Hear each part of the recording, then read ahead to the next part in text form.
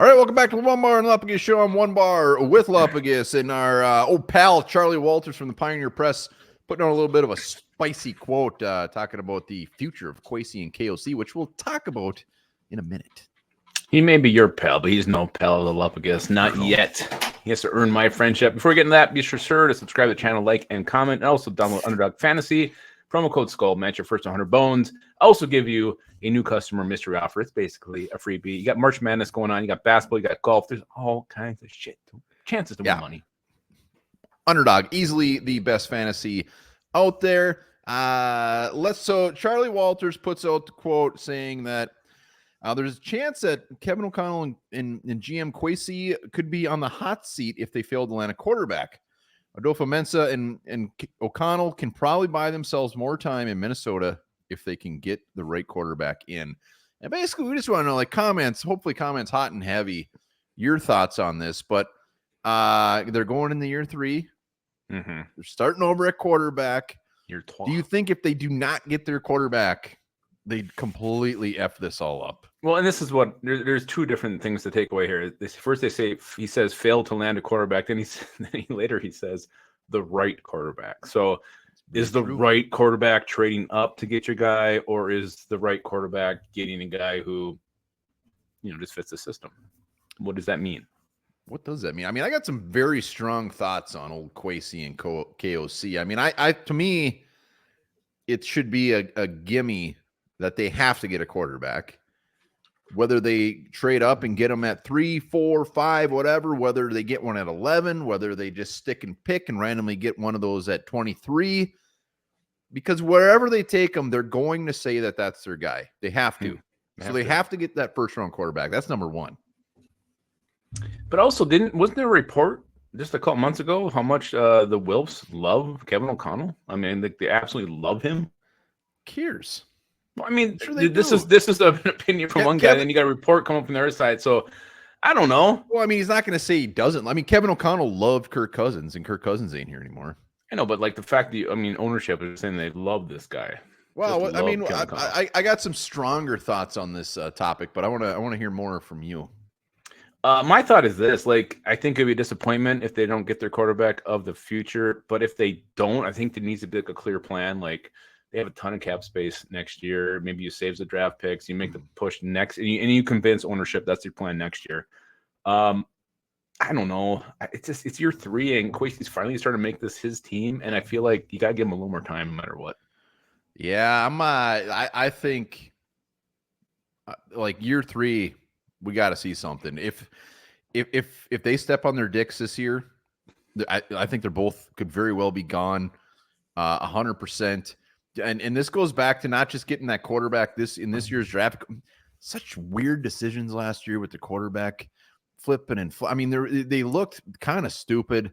Kwesi's had some horrible draft picks, but he is starting to make his team through free agency and all that stuff. So I get it. We got to give him time, but they got to get a quarterback. And not only they got to get a quarterback, like he's got to come in and look good.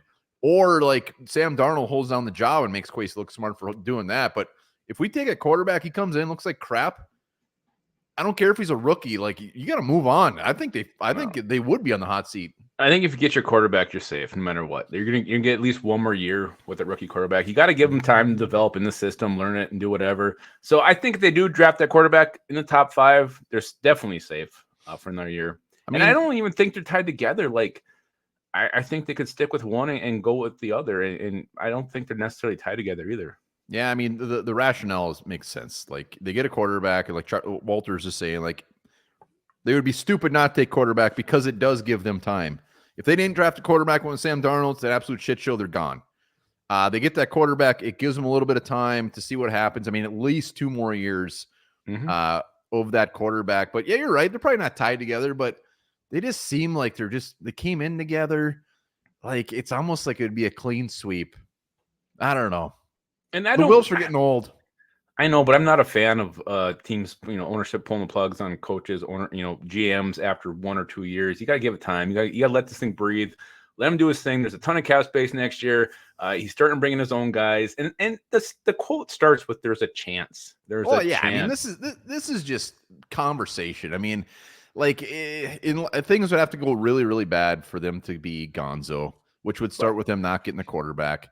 But I mean, Kwesi's done some good. I'm a Kwesi guy. I love Kevin O'Connell. I'm on their side. We just got to see something like these free agents they brought in. They need to be good. We got to hit on this draft. I mean, look at Brian Flores. He's had some very good things that he's done. So I don't know if you saw it. There was a recent projection of the projected wins of every team in the NFC North. Vikings were last with like 6.5 wins. Oh! But I mean, that's really kind of the feeling that's the way the season's going to go, right? So like, if that happens without a quarterback, does that make it worse? Or if you do that with a quarterback who's your future, does that make that better? They have it makes it worse if they don't have their quarterback. 100%. It would be. They have to get a quarterback. Can you imagine the outrage from the fan base if the Vikings don't move up to get a quarterback? Well, can you imagine if we made this weird trade and you're hearing like, we're just giving ourselves options and they just stay there and take like a cornerback and then like Newton or just something crazy like that? I mean, Vikings fans would be shitting themselves all across the state. Like, they have to take those 2 picks, go get a quarterback. If the quarterback doesn't play in his rookie year, that's fine. They still have time. But when that quarterback sees the field, he has to show something. So, I mean, can Penix or Bo Nix, in your opinion, be the quarterback to make them have another year in Minnesota? Oh yeah, I think as long as they get their quarterback, they get time. First round quarterback, they get time. One more year. What if it's Jordan Travis in round 4? Then they should probably be shown the door. Oh my God. Maybe Onebar and Lupagus will show up and wave at them. Now, I'm a Kwesi guy. I'm a Kevin O'Connell guy. I'm confident that they're going to get the quarterback. They know they're very smart.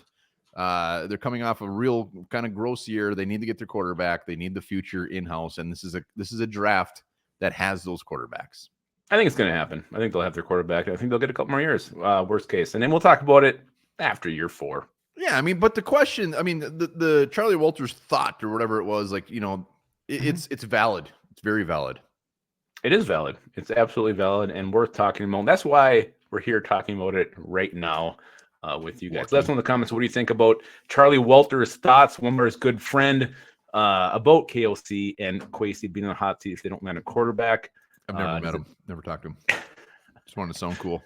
Let us know what you think. And also remember this. A person turns 10,000 days old when they have lived 27 years, 4 months, and 15 days.